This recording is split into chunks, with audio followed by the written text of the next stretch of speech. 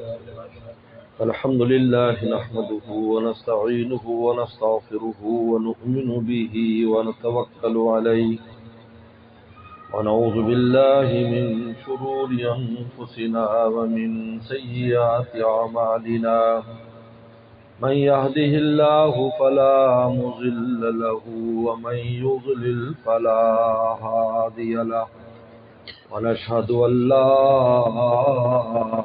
إله إلا الله وحده لا شريك له ونشهد أن سيدنا وسندنا وحبيبنا وشفيعنا ومولانا محمدا عبده ورسوله صلى الله تعالى عليه وعلى آله وأصحابه وبارك وسلم. أما بعد فأعوذ بالله من الشيطان الرجيم. بسم الله الرحمن الرحيم. أنتم الأعلون إن كنتم مؤمنين. وقال النبي صلى الله عليه وسلم لا يؤمن أحدكم حتى يكون هواه تبعا لما جئت به أو كما قال عليه الصلاة والسلام. صدق الله وصدق رسوله النبي الكريم. بزرگ اور دوستو، آج چونکہ 14 اگست ہے، جس دن پاکستان 1947 میں وجود میں آیا، پاکستان ہمارے بزرگوں کی یادگار ہے، ہمارے اکابر کی یادگار. اس جد و جہد میں اگر علماء کی جماعت شامل نہ ہوتی تو اس خواب کا پورا ہونا مشکل تھا. اور اس بات کو سمجھا گیا، مخلصین نے سمجھا. قائد اعظم محمد علی جناح، ڈاکٹر لابا اقبال، ان کے رفقا نے اس بات کو سمجھا. اس جد و جہد میں علماء کا ساتھ ہونا ضروری ہے، کیونکہ دین اور اسلام کے لیے جتنی بھی جد و جہد ہوئی، خواہ کسی نظام کے لیے، خواہ وطن کے لیے، خواہ کسی تحریکات کے لیے یا کسی بھی مقصد کے لیے، اگر اس میں علماء کی جماعت شامل نہیں ہوئی تو کامیاب نہیں ہوئی.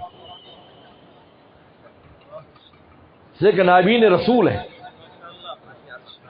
نائب رسول کا دور اول میں خود رسول کی ذات تھی، اور قیامت تک نائبین رسول ہیں. جب تک وہ ساتھ نہیں ہوں گے کوئی کوشش کامیاب نہیں ہو سکتی. بات کو سمجھا گیا، ادراک کیا انہوں نے. حکیم الامت تھانوی رحمۃ اللہ علیہ کے پاس حضرت مولانا شوکت علی صاحب رحمۃ اللہ علیہ کو بھیجا گیا. تو اس تاریخ میں ان کے ساتھ تھے، بھئی ان کو جا کر کے سامنے بات رکھی. ہر نے سرپرستی فرمائی کہ میں سرپرستی کروں. پاکستان کو بنانے میں حکیم الامت تھانوی رحمۃ اللہ علیہ کا بہت بڑا کردار، اس لیے کہ جو بنیاد ہے اس کی وہ 1857 کی جنگ آزادی ہے دراصل، جس میں انگریز کو یہ احساس دلا دیا گیا کہ تم یہاں نہیں رہ سکتے، تمہیں اپنا بوریا بستر گول کرنا پڑے گا، بلکہ بغیر بوریا بستر کے جانا پڑے گا.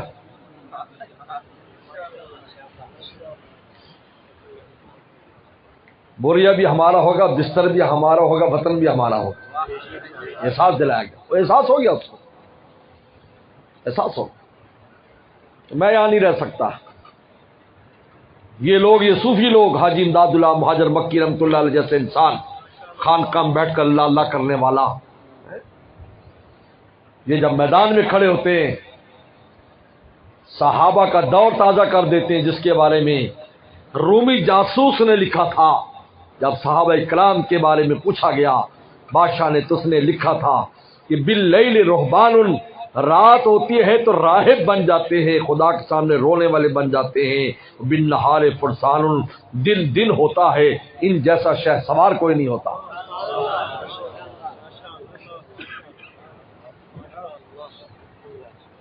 رات ہوتی ہے خیموں سے رونے کی آوازیں آتی ہیں، اللہ معاف کر دے، معاف کر دے، معاف کر دے۔ دن ہوتا ہے تو شہ سوار، شہ سوار کیسو بھی لوگ تسبیح پھیرنے والے میدان جنگ میں آ گئے۔ 1857 کی جنگ آزادی میں حاجی امداد اللہ مہاجر مکی آگے تھے۔ آپ کے ضامن شہید جو شہید ہوئے، شہید اسی جنگ میں شہید ہوئے۔ یہ تین بڑے قطب تھے جو تھانہ بھون کی خانقاہ میں، تھانہ بھون کی خانقاہ کا نام تھا خانقاہ اقطاب ثلاثہ، تین قطبوں کی خانقاہ، معمولی نہیں تھی۔ پورے ہندوستان، پورے بر صغیر، پورا بر صغیر، او بنگلہ دیش کے پیچھے سے لے جائیں، مالدیپ کے اوپر سے لے جائیں اور کراچی کے ساحل تک، جس کو اللہ اللہ سیکھنی ہوتی، دعائیں کرانی ہوتی، کہتے اقطاب ثلاثہ کی خانقاہ جاؤ۔ پہلے کمرے میں حافظ ضامن شہید، دوسرے کمرے میں مفتی محمد تھانوی، تیسرے کمرے میں حاجی امداد اللہ مہاجر مکی، تین حضرات وہاں۔ یہیں بیٹھ کر منصوبہ بنایا گیا، اس انگریز کے دانت کھٹے کرنے کی ضرورت ہے۔ 1857 کی جنگ آزادی ہوئی، بظاہر وہ جنگ ناکام ہو گئی، بڑے ظلم و ستم ہوئے علماء پر، کتنے علماء کو توپوں میں رکھ کر داغ دیا انگریز نے، لیکن حق بات کی کوشش نہیں چھوڑی۔ اسی قافلے کا بات کا، اسی کاروان کا جو امیر تھے وہ حکیم الامت تھانوی رحمۃ اللہ علیہ، یہ اسی خانقاہ کو آباد کرنے والے حاجی امداد اللہ مہاجر مکی رحمۃ اللہ علیہ کے بڑے خلیفہ ہیں، انہوں نے جھنڈا اٹھایا۔ اور آپ نے پہلے سے بشارت دی، 1943 میں حضرت کا انتقال ہوا، حضرت تھانوی رحمۃ اللہ 1943 میں، حضرت کے ملفوظات میں لکھا، 1943 کے ملفوظات میں کہ مجھے ایک مجذوب نے خبر دی ہے کہ 1947 میں پاکستان بن جائے گا۔ اب بتائیے، ایک اللہ والے کا اتنے بڑے مجدد زمانہ کا کشف تھا کہ بن جائے گا۔ یہ پاکستان پاک لوگوں کی جگہ مخلصین اور علماء سے وجود میں آیا ہے، بڑی قربانیاں اس میں۔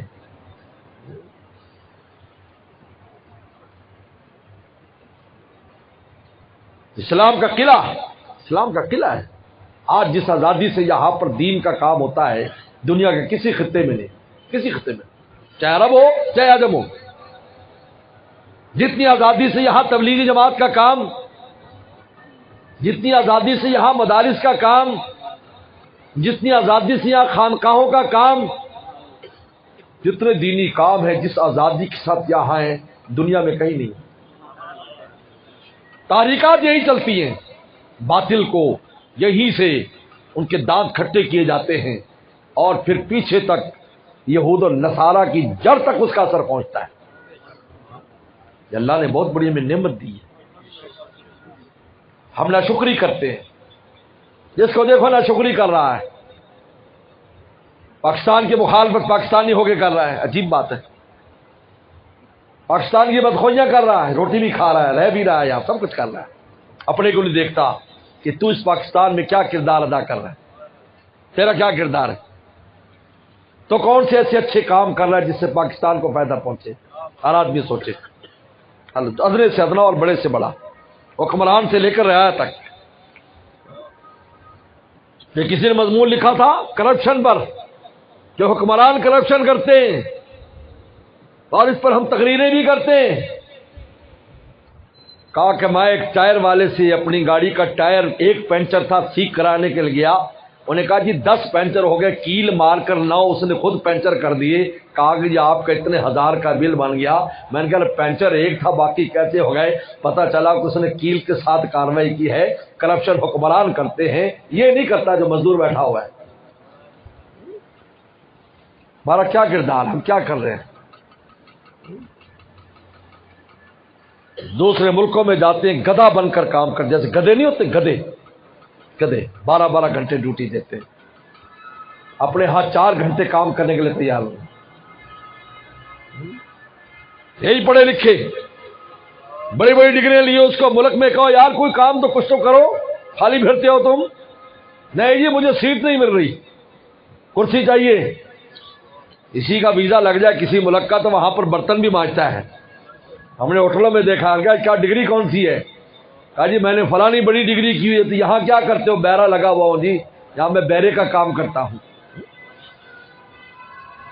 ایک گھر میں گیا آسٹریلیا میں، وہاں میرا بیان تھا تو کافی لوگ آ گئے. تو برتن دھونے کے لیے کچھ پڑھی لکھی خواتین بڑی بڑی ڈگریوں والی وہ آئی کہ 4 گھنٹے 2 گھنٹے کے لیے ہم برتن دھوئیں گی، ہمیں اس پہ اتنی مزدوری ملے. میں نے کہا اگر اسی کو پاکستان میں یہ ہوتی اور اس کو کہا جاتا اپنے گھر کے برتن دھونے کا کہ میں دھوں گھر کے برتن، میں نے تو ڈگری کی ہوئی ہے. یہاں ڈالر اور پاؤنڈ کے لیے برتن دھونے کے لیے تیار ہے. اپنے وطن میں کیا کردار ہے ہمارا؟ رات دن خدا کو ناراض کرتے ہیں. ہر آدمی کو سوچنا چاہیے آپ اس اکائی سے ہی دہائی بنتی ہے نا، اور دہائی سے سینکڑا بنتا ہے، اور سینکڑے سے ہزار، اور ہزار سے لاکھ، اور لاکھ سے کروڑ بنتے ہیں. یہ کوئی ایک چیز تو نہیں ہے، ایک ایک افراد سے بنتا ہے. پیغمبر اسلام نے ایک ایک صحابی پر محنت کی، ایک ایک صحابی بنا اور پھر ایک معاشرہ بن گیا. پہلے کتنے تھے؟ چند تھے، انہی پر محنت ہوتی تھی. انہیں اپنے آپ کو ٹھیک کیا، اپنی خلوت اور جلوت کو درست کیا، وہ معاشرہ بن گیا. معاشرہ میں آپ کا نام ہے. ہم یہ کہتے ہیں اگر ہم گناہ کرتے ہیں تو کیا ہوا، ہمارے گناہ سے کس کا کیا نقصان ہے؟ اللہ اکبر. حدیث شریف میں آتا ہے ایک جنازہ گزرا، فرمایا کہ مستریح و مستراح منہ، فرمایا یا تو اس جنازے والے نے راحت پالی یا اس سے راحت پالی گئی. صحابہ نے کہا کہ اللہ کے نبی صلی اللہ علیہ وسلم بات سمجھ میں نہیں آئی کہ آپ کیا کہنا چاہ رہے ہیں؟ کہا اگر یہ نیک تھا، اللہ والا تھا تو دنیا کی مشقتوں سے خدا کی رحمتوں کے اندر چلا گیا، راحت پالی. اور اگر یہ نالائق تھا، خدا کو ناراض کرتا تھا، پوری مخلوق کو اس کے جانب سے راحت ہو گئی. ہر آدمی سوچ سکتا ہے کہ تیرے گناہ کا اثر اگر دوسری مخلوق پر نہیں پڑتا تو رسول اللہ نے یہ بات کیوں فرمائی؟ اب بتائیے یہ بات کیوں فرمائی؟ مستراح منہ. بلکہ بعض روایات میں آتا ہے کہ جب ایسا آدمی مرتا ہے، گھر کی چونٹیاں بھی شکر ادا کرتے ہیں، اللہ تعالیٰ شکر ہے مر گیا. کیوں؟ اس لیے کہ اگر اس پر عذاب آئے گا تو وہ بھی بیچ میں رگڑی جائے گی، وہ بھی رگڑی جائے گی. معصوم بھی رگڑے جاتے ہیں. جب سیلاب آیا، مثلا ابھی سیلاب آیا تو کیا خیال ہے صرف انسانوں پر آیا؟ جانور بھی بیچارے مارے گئے اس میں، ان کے گھر بھی تباہ ہوئے، جانور بھی تباہ ہوئے، ان پر بھی خوف. مستراح منہ. زمین بھی خوش ہوتی ہے، اللہ شکر ہے مر گیا، شکر ہے مر گیا. اس لیے کہ عذاب آتا ہے تو زمین بھی اس تکلیف کو محسوس کرتی ہے، آسمان بھی محسوس کرتا ہے، جانور بھی محسوس کرتے ہیں. تو ہم کیسے کہہ سکتے ہیں کہ میں اگر گناہ کرتا ہوں تو اس کا اثر میرے اڑوس پڑوس پہ نہیں پڑتا، میرے معاشرے پر نہیں پڑتا، میرے وطن پر نہیں پڑتا؟ کیسے کہہ سکتے ہیں آپ؟ آپ نیک ہو جائیں، اللہ والے بن جائیں، اللہ آپ پر حکمران بھی ایسے لائے گا جو اللہ والے ہوں گے. حدیث میں آتا ہے اعمالکم مالکم، جیسا عمل کرو گے ویسے حکمران دیں گے، جیسے ہم میں ویسے حکمران آ رہے ہیں. تم نیک ہو جاؤ، نیک حکمران آ جائیں گے. جب نیک ہو جاؤ گے نیک حکمران آ جائیں گے. جب ہم ایسے ہیں تو حکمران بھی ایسے آئیں گے، ہم ہی سے آئیں گے، ہم ہی میں سے آئیں گے. اعمالکم مالکم، ہر اکائی یہ دہائی ہے اور یہی سینکڑا ہے اور یہی ہزاروں ہے. فرمان تم الاعلون ان کنتم مؤمنین. اللہ قرآن کہتا ہے تم ہی غالب ہو اگر تم ایمان والے ہو، اگر تمہارا ایمان کامل ہے تو تم غالب ہو. قرآن نے اعلان کر دیا انتم الاعلون ان کنتم مؤمنین. پھر اسباب نہیں دیکھتے اللہ اسباب ہے یا نہیں، اسباب کی ضرورت نہیں ہے، اسباب کا نہیں ہے.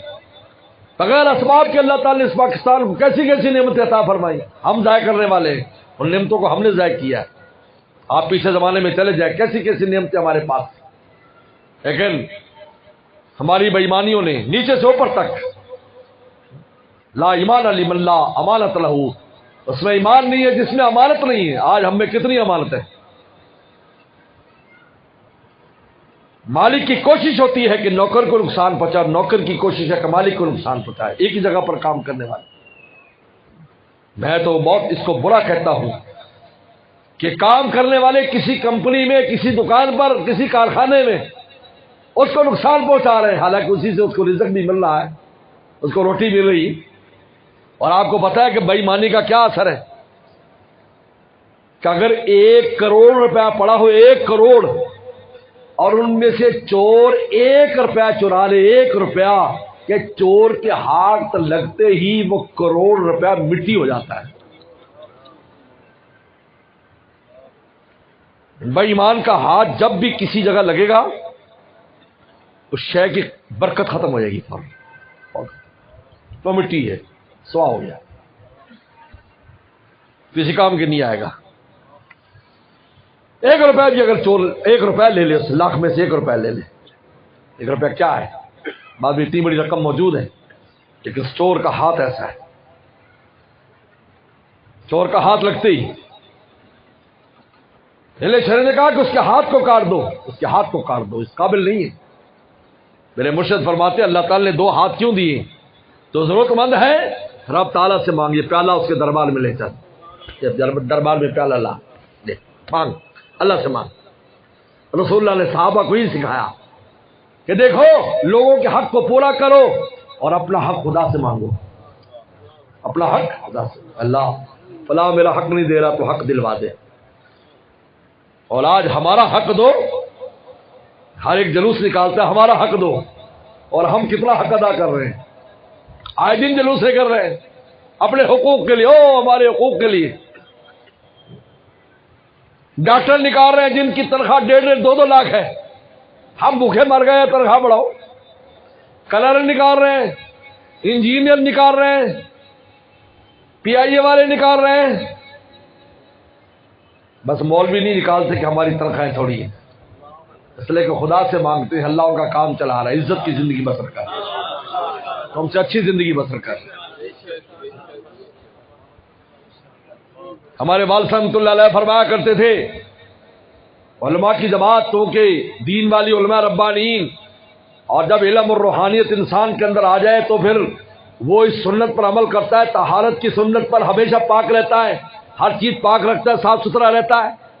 صاف ستھرا رہنے کا مطلب یہ نہیں ہے کہ ہر چیز نہیں ہو، اس لیے حدیث شریف میں آتا ہے عید والے دن آؤ تو جدید اینے او غسیل اینے، یا تو 2 نئے کپڑے پہنو یا دھوئے ہوئے کپڑے پہنو. دھلے ہوئے کپڑے پہن کر انسان آئے گا تو نہیں لگے گا.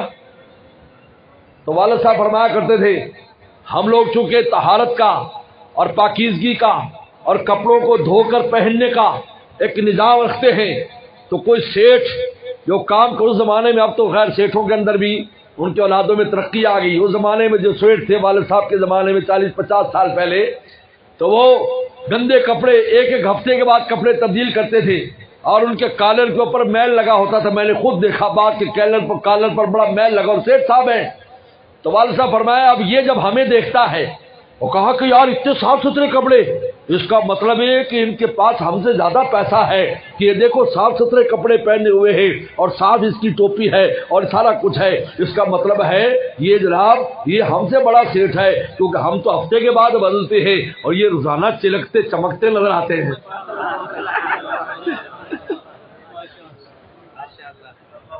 اس کی وجہ یہ نہیں ہے،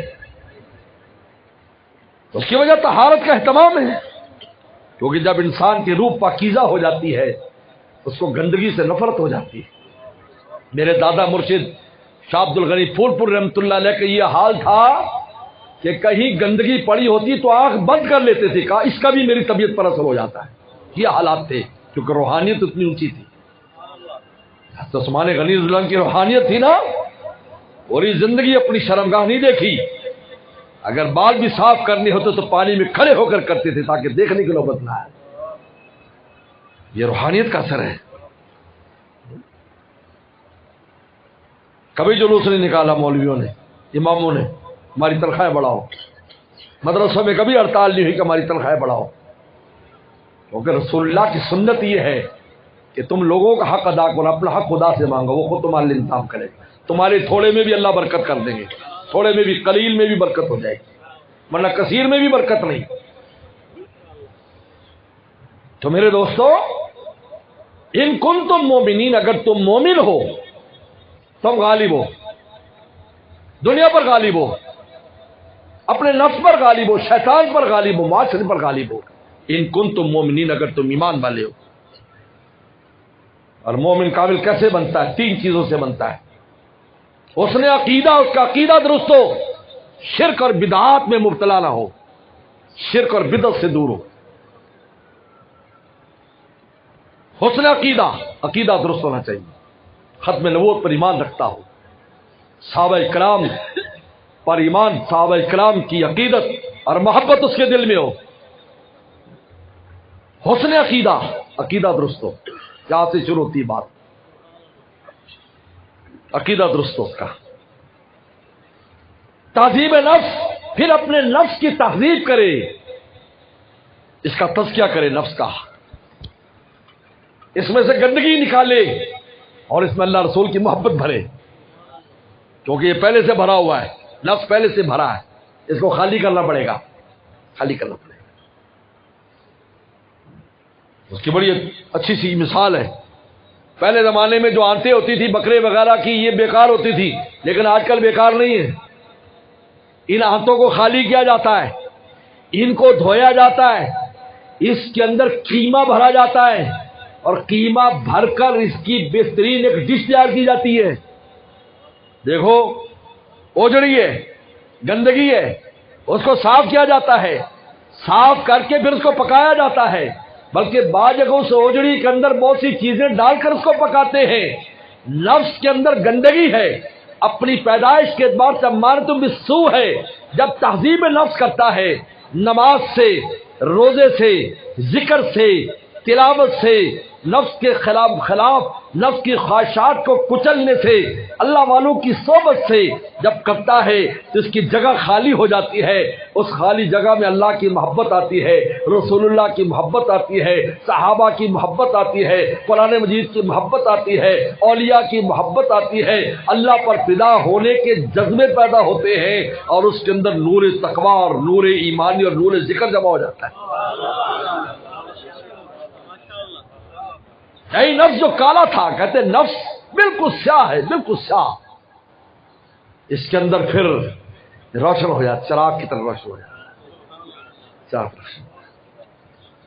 جو کالی بتی ہوتی نا، کالی بتی، پرانے زمانے میں لالٹین ہوا کرتے تھے، روشنی کم دے رہی ہے تو بتی کالی کاٹ دیتے تھے، اور شیشہ صاف کرتے تھے۔ دو کام کرتے تھے، شیشہ صاف کر دیا، بتی کاٹ دی، اب جو آگ لگائی جگمگ جگمگ ہو گیا۔ نفس کا یہ حال ہے، شیشہ، دل کا شیشہ کالا کر دیتا ہے، اور خود گناہ کر کر کے بتی کالی کر لیتا ہے۔ اب مومن اس کو کاٹتا ہے، یہ تہذیب نفس ہو رہی ہے، کاٹتا ہے، اس کو کاٹتا ہے، دل کے شیشے کو ذکر، اذکار اور صحبت سے مانجتا ہے۔ اب جب اس کے اندر اللہ کی محبت کی آگ لگاتا ہے، صرف خود نہیں، پورا عالم روشن ہو جاتا ہے۔ نفس خود را کچھ جہان زندہ کن، مولا رومی فرماتے تو اپنے نفس کو مار کے دیکھ لے، ایک جہان تیرے ذریعے زندہ ہو جائے گا، تیرے ذریعے۔ تو اکیلا زندہ نہیں ہوگا، اوروں کو بھی زندہ کر دے گا، دوسرے بھی تیرے دیکھ دیکھ کر تیرے پاس بیٹھ کر زندہ ہو جائیں گے۔ نفس خود را کچھ، یہ تہذیب نفس ہے، یہ کمال ایمان کا دوسرا سٹیپ ہے۔ اگر کمال ایمان چاہتے ہو، اپنے نفس کی تہذیب کرو، اس کو مہذب بناؤ، اس کی اصلاح کرو، اس کے مان کے نہ چلو، یہ ہلاکت میں تمہیں لے جائے گا، بلکہ اس کی بتی کاٹو، بتی کاٹو، بتی کاٹو، اور اچھی جگہ اس کا پیوند لگاؤ۔ میرے مرشد فرماتے تھے، اور یہ بات میرے شیخ نے فرمائی زرعی یونیورسٹی میں، ٹنڈو آدم کی زرعی یونیورسٹی میرے شیخ نے فرمائی کہ تم اور زرعی ڈگریاں لینے والوں، تمہیں تو خوب پتہ ہے پیوند کاری کا، تو پیوند کاری میں کیا کرتے ہو؟ پیوند کاری میں اس دیسی آم یا دیسی درخت کی ولایتی درخت کے ساتھ، شاخ کے ساتھ جوڑ لگاتے ہو، پھر اس کو کس کے پٹی باندھتے ہو، اور پھر وہ جو دیسی ہے اس کو کاٹتے رہتے ہو، جب پتے آتے ہیں وہ شاخ پر تو اس کو کاٹتے رہتے ہو تاکہ ساری طاقت ولیتی کی طرف جائے، اور کچھ دن کے بعد وہ ولیتی اوپر چلا جاتا ہے، وہ ولیتی درخت، اور پھر ولیتی آم بن جاتا ہے، دام بھی اس کا بدل جاتا ہے، نام بھی بدل جاتا ہے، کام بھی بدل جاتا ہے۔ فرمایا یہ جو نفس امارۃ بالسوء ہے، کسی اللہ والے کے ولیتی کے ساتھ اس کی وہ لگاؤ، قلم لگاؤ اور کس کے باندھو، اور اس نفس کی خرمستیوں کو کاٹتے رہو، ایک دن تم بھی اللہ والے ہو جاؤ گے، تم بھی اللہ والے بن جاؤ گے۔ کتنا آسان ہے، کتنا آسان، کچھ دن کی محنت ہے۔ یہ تو پٹی مضبوط ہو، دلی ملی نہ ہو، دلی ملی سے نہیں ہوتا، کبھی آ گئے کبھی چلے گئے، کبھی کبھی وزٹ کو تو کمپنی نہیں کہتے۔ دل کا تعلق، اپنا دل متوجہ رکھے اور نفس کی چال پر نظر رکھے، یہ کیا کر رہا ہے، کیا حل جا رہا ہے، یہ اب کیا مشورہ دے رہا ہے، دیکھے اس کو یاد سمجھ کرنا بٹھائے رکھے، ہر بات مانتا رہے تو دیکھتے رہے۔ نفس پہلو میں رہے اور رہے دشمن بن کر، ہمارا دشمن ہے۔ دوست کب بنتا ہے؟ جب اس کی تہذیب ہوتی ہے، پھر یار ہو جاتا ہے۔ نفس پہلو میں رہے اور رہے دشمن بن کر، یا تو اس کو غیرت دے یا خدا اس کو غارت کر دے۔ غیرت آئے، کیا کر رہا ہوں میں، کہ چال پر نظر رکھے، کیا کرانا چاہ رہا ہے اس وقت مجھ سے۔ ایسے جیسے مخالف ہوتا ہے، جیسے آپ کا کوئی مخالف تمہیں کوئی مشورہ دے فوراً قبول کرو گے؟ نہیں یار، میرے ساتھ اس کے تعلق اچھے نہیں، پھر اس نے مشورہ دیا ہے، لگتا ہے اس میں کوئی مسئلہ ہے، کہو گے یا نہیں کہو گے؟ نفس کے مشورے پہ فوراً عمل ہو رہا ہے، ٹھیک ہے جی، ٹھیک ہے ٹھیک ہے، جیسے آپ کہیں بہت اچھا ہے، کیونکہ لذتیں اور مزے آ رہے ہیں، لیکن تھوڑی دیر کے لیے۔ یہ نہیں دیکھ رہے کہ اوپر سے لانتیں آ رہی ہیں، نہیں دیکھ رہا ہے۔ کتنے نحوستیں آ رہی، کتنے خیر کے راستے رک گئے۔ میرے دادا مرشد فرماتے تھے خیر آ رہی ہوتی ہے، بندے کے گناہ اس کے راستے میں آڑ بن جاتے ہیں، بھائی نہیں بلا کے، سڑک بلا کے بھی آپ نہیں آ سکتے، آپ نہیں آ سکتے۔ تہذیب نفس، اس کی چال پر نظر رکھے، اس کی تہذیب کرے، ہمت کے ساتھ، ذکر کے ساتھ اس کو روشن کرے، تلاوت کے ساتھ، اس میں اللہ کی محبت کو بھرے، رسول اللہ کے عشق کو بھرے۔ اب اللہ رسول کا عاشق ہو جائے گا، بس کام بن گیا، ادھر ادھر جائے گا ہی نہیں، اس کو فرصت ہی نہیں ہے، ان محبوبوں سے فرصت ہی نہیں۔ اور یہ ایسے محبوب ہیں جن کی محبت کی انتہا نہیں۔ دنیا میں تو جب وصل ہو جاتا ہے، بڑے بڑے شادی سے پہلے ان کی اتنی محبتیں ہوتی ہیں کہ ایک دوسرے پہ جان دے دیں، پھر شادی ہو جاتی ہے تو لڑائی شروع۔ کسی نے کہا حضرت یہ لڑائی کیوں ہوتی ہے؟ میں کہ پہلے معشوقہ سے کہتا رہا تیرے پاؤں دھو دھو کے پیوں، پھر کہنا میرے برتن مانج۔ محبوبہ کہتی پیر تو کہتے میرے پاؤں دھوئے گا، آپ کہتے میرے برتن مانج، میرے برتن دھو۔ یہ کیسا انسان ہے تو مجھے یوں بنا کے لگایا تو تم گھر میں شہزادی رہے گا، یا تو نے جو ہے نا مجھے جاڑوں میں لگا دیا۔ یہ چند دن کی چیزیں ختم ہو جاتی ہیں، کیونکہ قابل زوال ہے۔ ایک اللہ رسول کا عشق وہ ہے کہ دار پر بھی لٹک جائیں، اللہ رسول کا عشق ختم نہیں ہوتا۔ حضرت بلال کو کیسی تکلیف دی جاتی تھی، مارا جاتا تھا، گرم ریت پر لٹا کر پتھر رکھ کر آہد آہد۔ پیغمبر السلام نے پیغام بھیجا، ابو بکر جا ہمارے عاشق سے کہے بھائی کلمے کو چھپا لے کچھ دن کے لیے، بہت تکلیف میں ہوئے ہے۔ انہوں نے کہا کہ میرا بھی رسول اللہ کو پیغام دے دینا، جب مجھے بار پڑتی ہے مجھے یار یاد آتا ہے، میں مجبور محبت ہوں، بے اختیار میرے منہ سے میرے محبوب کا نام نکل، جیسے بچہ کو تکلیف ہو، ابا ابا اماں اماں، بڑی بڑی عمر والے بھی اماں اماں کر رہے ہوتے ہیں، بے اختیار کہ میں اس میں میرا بس نہیں ہے، میں مجبور محبت ہوں، میری تکلیف ہوتی ہے، محبوب کا نام میری زبان پر آتا، احد احد۔ سراشق کا تم، اللہ رسول کے عاشقوں کے سروں کو تم معمولی نہ سمجھو، سراشق کا تم سرسری نہ ہی جانو، یہ در کیا سرے دار ہمت نہ ہارے۔ باقی سارے قابل زوال ہیں، کسی شے کا بھی عاشق ہے، ختم. کوئی کھانے کا عاشق ہے، کوئی پینے کا عاشق ہے، کوئی صورتوں کا عاشق ہے، کوئی کپڑوں کا عاشق ہے. کچھ دن کے بعد ختم ہو جاتا ہے، ذوق بدل جاتے ہیں. اللہ رسول کا عشق آخر تک ختم نہیں ہوتا. کھول سے کھڑا ہوئے صحابہ کرام دیکھتے، کھول سے کھڑا ہوئے کیوں گر گئے. ایک صحابی کو گرایا، گرتے ہی تیل کے اندر گرتے ہی ان کی ہڈیاں الگ ہو گئی، پنجر نکلا، فوراً پنجر باہر آ گیا، ہڈیاں گوشت الگ ہو گئی. اب ان کے سردار کو بلا، رو رہے ہیں، دیکھ لے انجام، دیکھ رومی بادشاہ نے قید کر کے دیکھ انجام. ابن حذافہ سامی سردار تھے، امیر تھے صحابہ کرام کے، کہا دیکھ انجام تیرا بھی یہ ہوگا. رونے لگے. روتا ہے اب تو روتا ہے. یہ تو پوچھ روتا کیوں روتے ہو؟ ہائے ایک جان ہے، کاش 100 جانیں ہوتی، اسی طرح کڑاہے میں کھول کے مر کے تجھے بتاتا کہ اللہ رسول کی عاشق کیا چیز. عاجز ہو گیا. انہوں نے کہا بس پھر ایسے کر، میرے ماتھے پہ بوسہ ہی دے دے، میں تجھے بھی اور تیرے ساتھیوں کو چھوڑ دوں گا. انہوں نے کہا چلو کوئی بات نہیں، بوسہ دے دیا. سیدنا فاروق اعظم رضی اللہ عنہ کا زمانہ تھا، ان کو پہلے اس سے خبر مل گئی، ان کے جاسوسوں نے خبر دے دی واقعہ ہوا اور سب کو بچا کر وہ لے آئے. تو آپ نے ان کا استقبال کیا، کہا کہ ادھر آ، میں تیرے ماتھے کا بوسہ لیتا ہوں. سراشق کا تم سب سر نہیں نہ ہی جانو، یہ در کیا سرے دار ہمت نہ ہے. اور تیسری چیز حسن معاملہ، مخلوق کے ساتھ اچھا سلوک کرتا ہو، معاملات اس کے اچھے ہوں، 2 نمبری نہ ہو زندگی میں، 2 نمبری نہ ہو، اپنے ہو غیر ہوں، 2 نمبری نہ ہو. اللہ رسول کی مان کے چلے. اللہ رسول کیسے زندگی گزارنے کا پتہ ہے، کیسے تجارت کرنی ہے، کیسے کھیتی باڑی کرنی ہے، کیسے بھائی بندی کرنی ہے، کیسے شادی بیاہ کرنا ہے، کیسے موت و حیات کے قصے.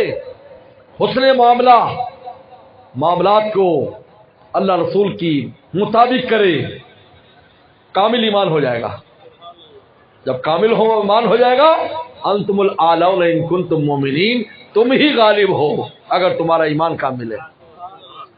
آج مغلوبیت کی وجہ یہ ہے. عقیدہ چلو اس کو چھوڑو، تو عقیدے تو چلو الحمدللہ عقیدہ ٹھیک ہے، لیکن ذاتی معاملات میں گناہوں میں مبتلا ہے. ملک کو نقصان نہیں ہوگا تو کیا ہوگا؟ اللہ زمین نیچے سے نہیں کھینچیں گے، چلو کھینچو اس کے نیچے سے زمین. یہ کیا کر رہے ہیں؟ اس زمین پر مجھے ناراض کر رہے ہیں، میں نے اس لیے دی تھی یہ زمین.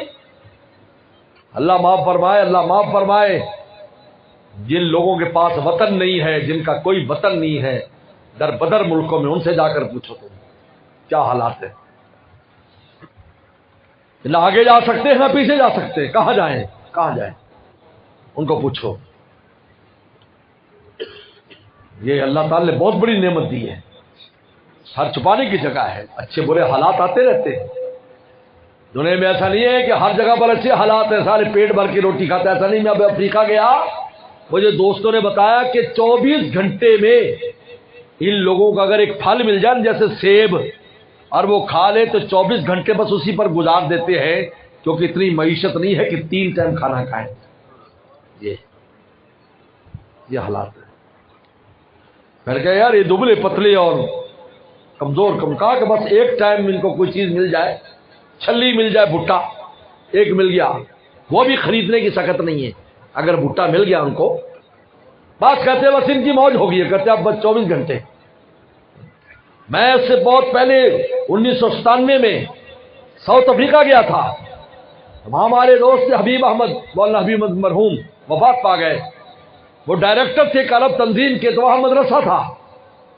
میں مدرسے میں گیا تو سب کالے بچے، 500,000 بچہ بیٹھا ہے وہاں پر. وہ تو میں نے کہا یار ماشاءاللہ اتنے مسلمان ہیں یہاں، اتنے بچے ہیں مسلمانوں کے.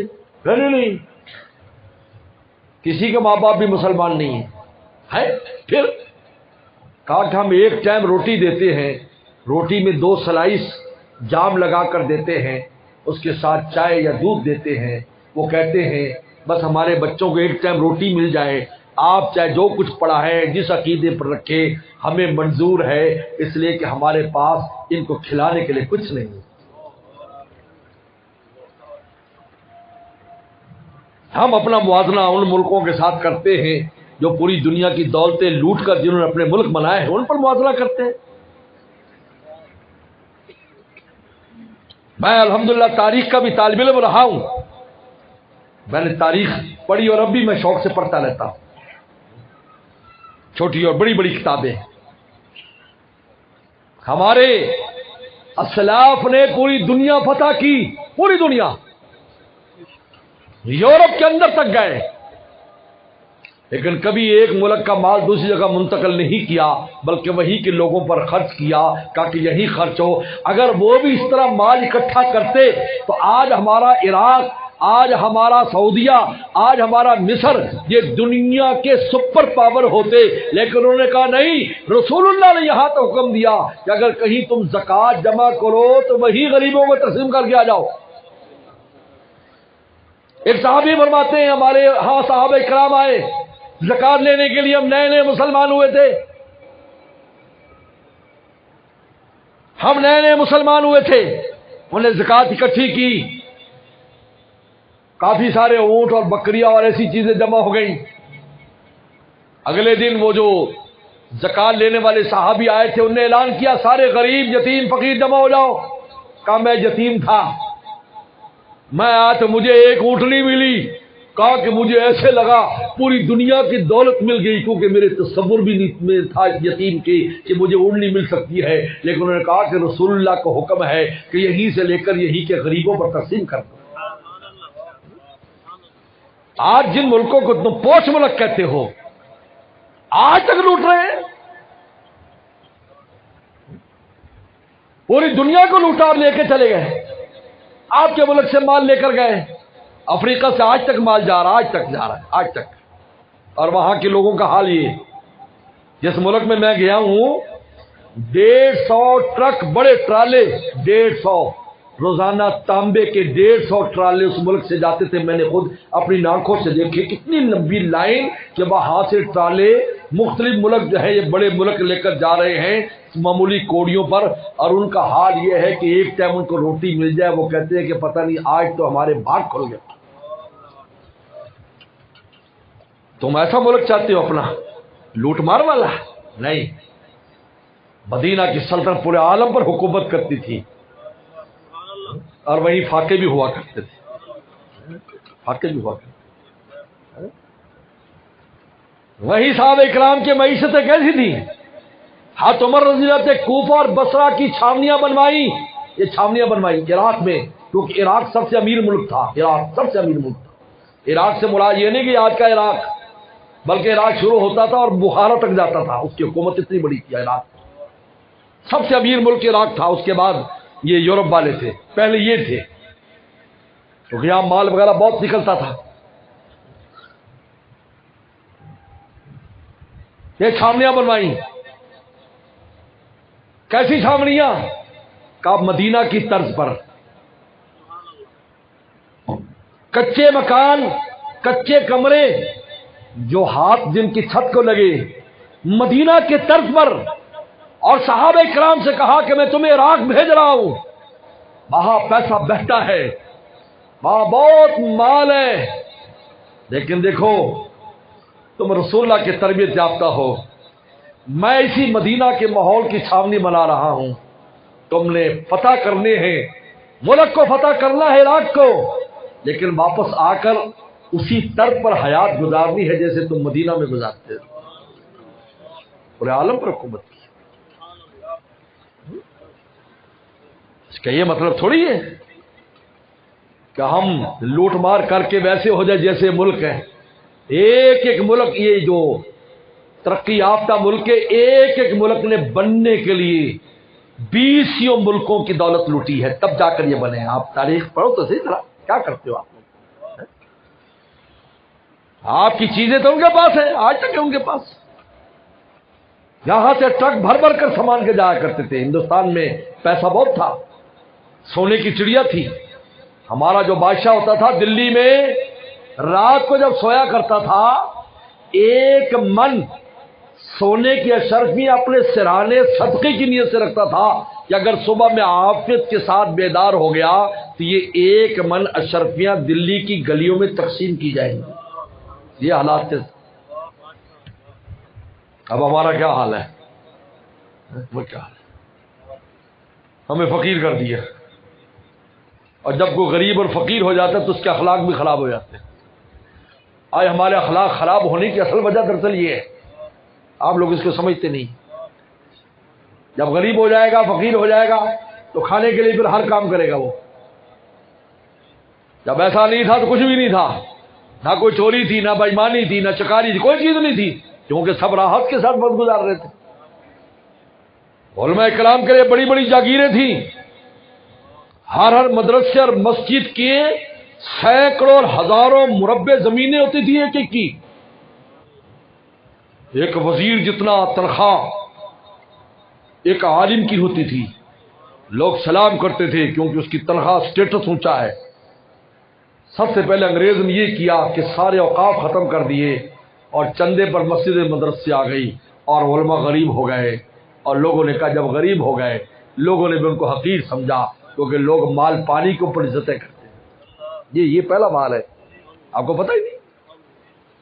یہ پہلا مال ہے. ہر مسجد جتنے بھی تھے کوئی چندے کی ضرورت نہیں ہوتی تھی، اس کے لیے اتنے اوقاف ہوتے تھے. اخلاق خراب ہو گئے، غریب ہوتا اخلاق خراب ہو گئے. ورنہ غربت ماشاءاللہ سونے کی چڑیا تھی، پیسہ بہتا تھا، وہ خرچ کرنے والے ہوتے تھے.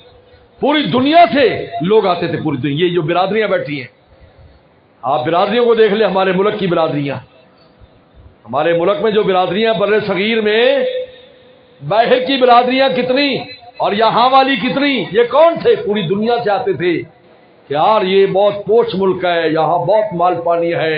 عرب سے بھی آ رہے ہیں، عجم سے بھی آ رہے ہیں، ترکستان سے بھی آ رہے ہیں. آج انہی کے آگے شب بچے وغیرہ پھر نسلیں ہیں انہی کے ناموں کے ساتھ ہیں. انسان حیران ہو جاتا ہے کہ یار یہ تو فلاں جگہ کے یہاں کیسے پائے گئے، کیونکہ اس دور میں ہمارا ملک کا نام سن سن کر پوری دنیا کے علماء یہاں پر آئے. پوری دنیا کے علماء. اور بادشاہ وقت عزت کرتے تھے.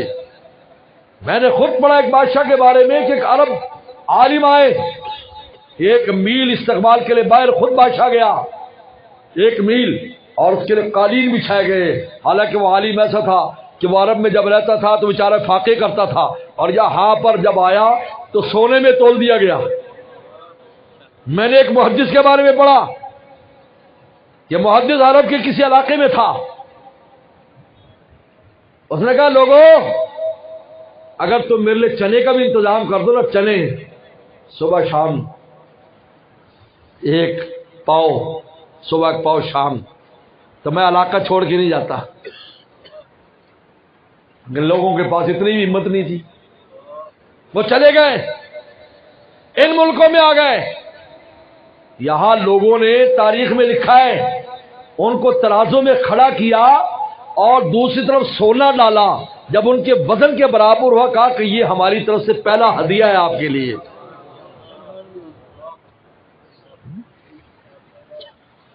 اس لیے تم دل چھوٹا نہ کیا کرو، تم شہزادے ہو لیکن گم شدہ ہو، گم ہو گئے ہو زمانے میں، تم گم ہو گئے. حوصلے بلند رکھو. دیکھیں اس وطن سے محبت کرو، فرض ہے اس کی حفاظت اور محبت فرض ہے، اسلام کے نام پر لیا گیا ہے. اب موجودہ لوگوں کو نہ دیکھے کیا کر رہے ہیں، اوپر والے کیا کر رہے ہیں، نیچے والے کیا کر رہے ہیں. بنانے والوں کو دیکھو، انہیں کس کے نام پر بنایا. یہ دیکھو کس کے نام پر بنایا، کس کے نام پر بنایا گیا. یہ تو دیکھو. ایک مسجد بنتی ہے، بعد میں لوگوں کی غفلت کی وجہ سے اجڑ جاتی ہے، لیکن ہے تو مسجد ہے. آپ اس میں نجاست کے ساتھ داخل نہیں ہو سکتے. کیا اس میں نماز نہیں ہوتی؟ نماز نہیں ہوتی. اس لیے ہمارے وہ اکابر جن کے بعد پہلے کچھ نظریاتی اختلاف سے ہو جاتا ہے، 2 بھائیوں میں بھی ہو جاتا ہے، ان سے جب پاکستان بن گیا تو پوچھا گیا اب آپ پاکستان کے بارے میں کیا کہتے ہیں؟ کہا کہ مسجد بنانے میں اختلاف تو ہو سکتا ہے لیکن جب بن جائے تو مسجد مسجد ہے. انہوں نے بھی یہ کہا مسجد مسجد مسجد کا درجہ دیا، کیونکہ پاکستان ہے. کیا ہے؟ پاکستان ہے. یہ کوئی قومی نشان اس میں نہیں ہے. پنجابستان نہیں کہا،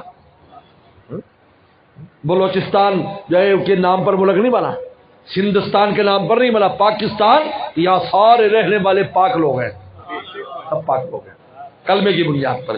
پاکستان کا مطلب کیا؟ لا الہ الا اللہ، کلمے کی بنیاد، توحید کی بنیاد پر. کہ یہ وہ لوگ ہیں جو اللہ مولا پر تکیہ کریں گے، اللہ ان کے لیے راستے کھولیں گے. الحمدللہ جتنا بھی ہمارا ملک کہیں بھی ہے، پھر بھی آج پورے عالم میں دینی کام میں سب سے آگے یہ ہے. یہ ہمارے ملک کی خصوصیت ہے. آپ تو تعلیم حاصل کرنے کے لیے آپ کے بچے دوسرے ملکوں میں جاتے ہیں، ڈاکٹر بننے کے لیے، انجینئر بننے کے لیے، دوسری ڈگریاں کرنے کے لیے دوسرے ملکوں میں. آپ کے ملک کو یہ خصوصیت حاصل ہے کہ پورے عالم کے بچے دین پڑھنے کے لیے اور تبلیغ کے لیے تمہارے ملک میں آتے ہیں. کیا آتے ہیں؟ وہ کہتے ہیں یار ہم نے وہاں پڑھنا ہے. میں آسٹریلیا گیا 2012 میں، تو مجھے کچھ طالب علم ملے، میں نے ان کا انٹرویو کیا کہ آپ کی کیا تمنا ہے؟ کہ ہماری تمنا ہم پاکستان جا کر کچھ وقت وہاں کے علماء سے پڑھیں، وہاں کے علماء سے پڑھیں. تو ان لوگوں کو تو قیمت نہیں ہے نا، کیونکہ گھر دی مچھی گھڑے دی مچھی، گھر کی مرغی ساگ برابر، دال تو مہنگی ہوگی. ان سے پوچھو کہ کیا دل چاہتا ہم وہاں جائیں. تبلیغ والے جماعت میں کتنے بھی اپنے ملکوں میں لگا رہے، کہا کہ نہیں پکا ٹھپا لگے گا جب رائمنڈ جائیں گے. ہے یا نہیں بولو؟ جماعت سے متعلق دوست سے پوچھو، کہتا نہیں رائمنڈ جب جائیں گے پھر صحیح معنی میں ہماری تربیت ہوگی، پھر صحیح مجاہدے اور صحیح پتہ چلے گا کہ تبلیغ کیا چیز ہے، ایمان کیسے کمال کو پہنچتا ہے. یہی خانقاہوں کا حال ہے. اللہ والے ایسے عظیم الشان بڑے بڑے اللہ والے. کہا کہ پاکستان میں، میں انگلینڈ میں ایک جگہ پر میرا بیان ہوا پچھلے سفر میں، تو ایک انگریز نوجوان بھی اس بیان میں تھا. خیر اس کے لیے ترجمے کا انتظام تھا، وہ انگریز مسلمان ہوا تھا. بعد میں آ کر مجھے چمٹ گیا اور رونے لگا، چمٹ گیا. اور سردی بھی تھی اور باہر سردی تھی، وہ بغیر اپنی وہ جیکٹ، کیونکہ وہاں جیکٹیں اتار کر رکھ دیتے ہیں کیونکہ وہاں ہیٹنگ ہوتی ہے، تو سب کو کوٹ اتارنا ہوتا ہے ورنہ گرمی بہت لگتی. وہ کوٹ بھول کر سڑک کے اوپر آ گیا سردی میں. لوگوں نے کہا کہ یار آپ کیا کر رہے ہیں؟ دیکھو آپ کو سردی لگ جائے گی، کیونکہ ان ملکوں کی سردی خطرناک ہے، پکڑ لیتی ہے، ایک کھو جاتی ہی نہیں انسان کی. آپ کیا کر رہے ہیں؟ میں نے کہا نہیں، یہ انہوں نے جن بزرگ کا نام لیا نا، حکیم اختر، میں نے سرچ کیا، بہت بڑے بزرگ ہیں یہ. میں چونکہ نیا نیا مسلمان ہوا ہوں، میری تمنا ہے میں ان کی زیارت کروں. یہ ان کے شاگرد جو ہے، ان کے اسٹوڈنٹ کو مجھے مل گئے، تو بس میں اسی وجہ سے یہ ان کو آخر تک جب تک رخصت نہیں ہوں گے میں سڑک پر کھڑا رہوں گا، کیونکہ یہ ان کے اسٹوڈنٹ ہیں جن کا نام میرے ذہن میں کہ خدا مجھے ان کے قدموں میں پہنچا دے. یہ حالات ہے. اس لیے نہ دیکھا کرو کہ تمہیں روٹی تھوڑی مل گئی یا تمہیں نوکری سے حقوق مل گئی یا تمہیں، یہ تو دیکھو دوسری نعمت خدا نے کتنی دے رکھی ہے تمہیں. کیسے کیسے علماء، کیسے کیسے مدارس، ایسے مدرسے ہیں دنیا میں پھراؤ جا کر. میں تو دنیا گھومتا رہتا ہوں، ان چیزوں کو عبرت کی نگاہ سے دیکھتا ہوں. دنیا داری کیا ہے؟ میں نے بتایا دنیا داری میں بھی آپ بہت آگے ہیں. 3 ٹائم روٹی، اس مجمع میں کوئی نہیں ہوگا جو کہے جی مجھے 1 ٹائم روٹی کھاتا ہوں مجھے 2 ٹائم نہیں ملتی. اس مجمع میں کوئی ہے؟ میرے شیخ کے پاس ایک نوجوان آیا، کہا کہ حضرت میں بے روزگار ہوں اور بڑی شکایتیں کرنے لگے، یوں ہے جی وہاں وغیرہ. ہم نے فرمایا کہ اچھا بے روزگار ہونے کے بعد جو کھانے پینے میں کیا کمی ہے یہ ذرا بتاؤ مجھے. جس دن گوشت کھاتے ہو اس دن آپ سبزی کھاتے ہو، سبزی جگہ دال کھاتے ہو، یا دال کی جگہ چٹنی شروع کر دی؟ نہیں ہوتی، ایسا تو نہیں ہے. کھانے پینے کے تو وہی معمول ہے، جاگنے سونے سب ہے. تو فرمایا پھر بے روزگاری کا آپ پر کچھ نہ اثر ہے جو اللہ کی اتنی شکایتیں کر رہے، روٹی تو مل رہی ہے نا تمہیں. آج بھی ہمارا بھی یہ حال ہے، روٹی مل رہی سب کچھ ہے، لیکن شکایت ہے. وطن کو برا کہنا ہے، اس خطے کو برا کہنا ہے، اللہ تعالیٰ کی ذات کی شکایت کرنی ہے. یہ نہیں دیکھتے کہ اللہ نے روحانی باغ و بہار کتنی دی ہے، کتنے علماء ہمیں دیے ہیں. آپ کا ایک ایک عالم کہ قیمت دوسرے ملکوں میں جا کر پوچھو کہ کیا ایک ایک عالم کی قیمت ہے، یہاں آپ کو ہر جگہ مل جائے گی۔ اللہ کا شکر ہے، ہر مسجد میں، ہر محلے میں قال قال رسول کے مدرسے ہر جگہ پر ہمارے ہیں۔ آج کی بستیوں تک میں اب تو چلے گئے، بستیوں میں بخاری پڑھائی جا رہی۔ میں نے کہا یہ احسان ہے وفاق المدارس کا کہ بنات کے مدرسے شروع کر دیے، ورنہ ایک بخاری ہوا کرتی تھی پورے ضلع میں، ایک جگہ پر بخاری ہو رہی تھی، مدرسہ جامع العلوم میں، یا اس زمانے میں فقیر والی میں ہوتی تھی، اور اب یہ حال ہے ہر بستی میں بخاری شریف پڑھائی جا رہی۔ تو جہاں قرآن اور حدیث پڑھائی جا رہی تو وہاں کیسے فرشتے آتے ہوں گے؟ آپ کیسے کہتے ہیں آپ کا ملک ترقی نہیں کر رہا ہے؟ ترقی نام سڑکوں کا ہے؟ ترقی نام تم ان چیزوں کا سمجھتے ہو؟ ترقی وہ ہے جو میرا آپ کی ترقی ہے، اور میری آپ کی ترقی سے ہمارے ملک کی ترقی ہے۔ اگر ہم صحیح ہو جائیں، اللہ والے بن جائیں، سچے مومن پکے مومن بن جائیں، ہمارے ملک پر اللہ حکمران بھی ایسے دیں گے جو ایمان والے ہوں گے، جن میں ایمان ہوگا، جن میں غیرت ہوگی، جن میں حیا ہوگی، جن میں امانت ہوگی، دیانت ہوگی۔ اللہ مجھے آپ کو عمل کی توفیق عطا فرمائے۔ وآخر دعوانا ان الحمد للہ رب العالمین۔